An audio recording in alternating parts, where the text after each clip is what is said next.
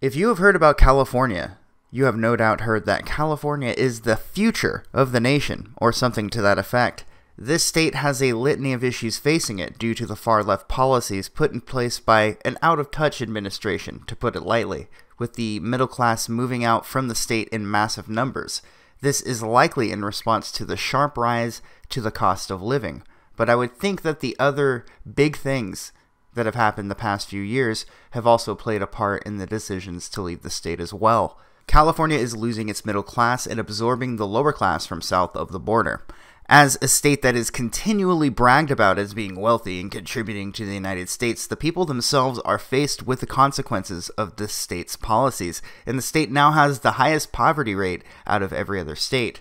English is becoming a language in the minority, as 44.6% of the population does not speak English at home.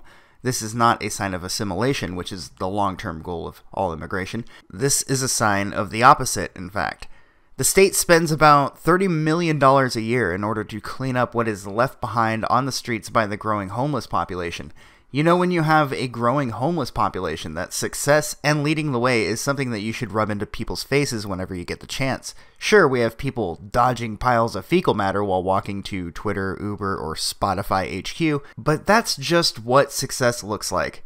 People setting up tents on the sidewalk, literally living on the streets, that's a sign of good government planning. All of the time and effort that was spent using government to force businesses to pay a livable wage has now gone to the wayside so that opportunistic political snake oil salesmen can get a few extra votes. That's what this is about for them. This isn't about making the state or nation a better place, which is, by the way, supposed to be their jobs. Instead of innovations of any kind emerging, people are consumed with the notion of getting cheap labor. Things are getting worse for California, which is, of course, no surprise to anybody who's been watching. Here's a video in San Francisco at a BART station taken within the last week, and as you can see, this is a place everyone would want to visit on their way to work. This is certainly a place that is used every day by our politicians.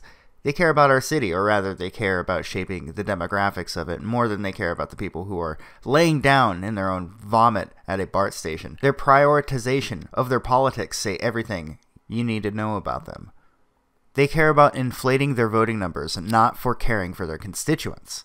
I think that's fairly obvious. From a Fox article from yesterday, May 1st, 2018, the Golden State's homeless population of more than 130,000 people is now about 25% of the nationwide total, and cleaning up after the surging group is getting costly, topping $10 million in 2016 to 2017.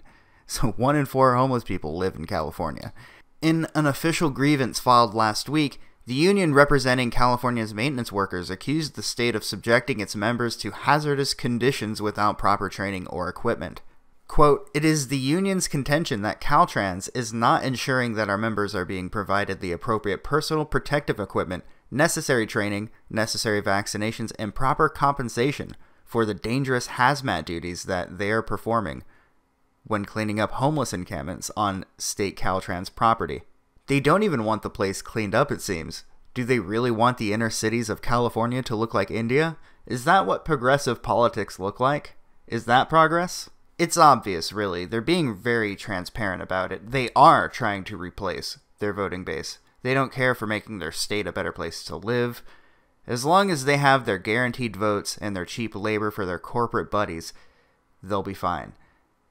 They know that those who are circumventing the border will vote in a certain way to further their own interest, which is why those in charge want people to leave the state. That way they can fill it with poor people who will never be able to start a business and present a challenge to those companies who have been around for decades. To put it bluntly, this is about making people more dependent on the government so that those in power will get more votes.